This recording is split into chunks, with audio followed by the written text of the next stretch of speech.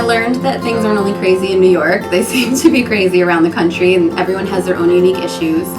I think I also learned that we're not alone, and that's one of the best things about the conference, that sometimes you kind of feel like people don't understand your job, or it's just this BOCES team, because I don't have a lot of friends that do what I do.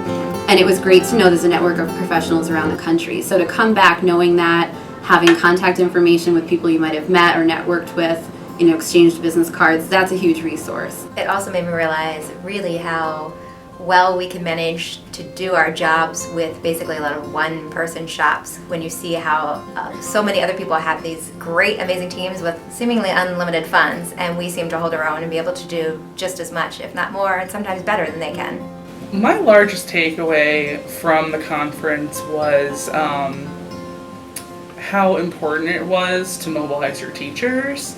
And we say that a lot, but I think that we get caught into doing the district's day-to-day communications and what is the district office saying, what is the superintendent saying, and forgetting that the people that have the most contact with our communities and with our stakeholders are the teachers.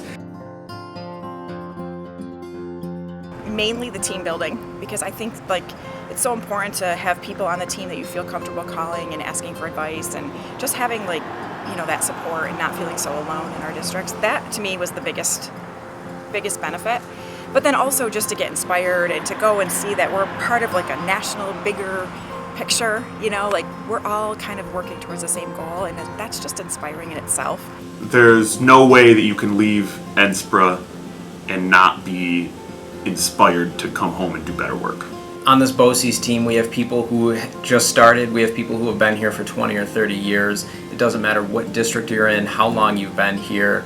I can guarantee that there's something at the NSPRA conference for everyone. Everyone can learn something.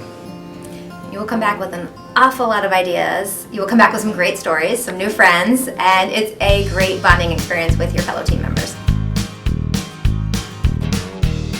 The nightlife in Nashville is amazing, probably one of the best things about the after-hour activities.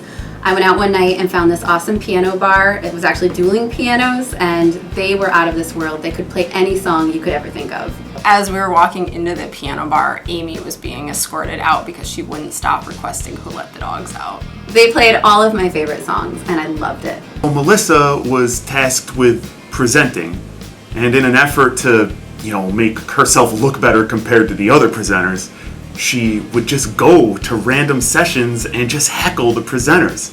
And she went to one called Getting Common Core Right, and she just stood up and said, "More like Common Bore, am I right?" and walked out. I know they say what happens at NSPRA stays at NSPRA, but Nanette spent an obscene amount of money on cowboy hats. Every time we tried to stop her, she would just whip out her credit card and yell, "YOLO!" Those hats were fantastic. YOLO, So at the Country Music Hall of Fame, Justin was walking around saying that his favorite country music artists are Luke Bryant and Blake Shetland. I don't think he knows very much about country music. Turns out, Lizzie doesn't go by Lizzie outside of work. She actually goes by Beth. Yeah, my mind was blown by that. I tried calling her Beth. That's not going to stick. Well, at this point, she hasn't corrected anyone, so it's probably too late. No, that's not her name. Beth is an easy name to remember. It's like the Kiss song. I don't care. I'm still gonna call her Lizzie.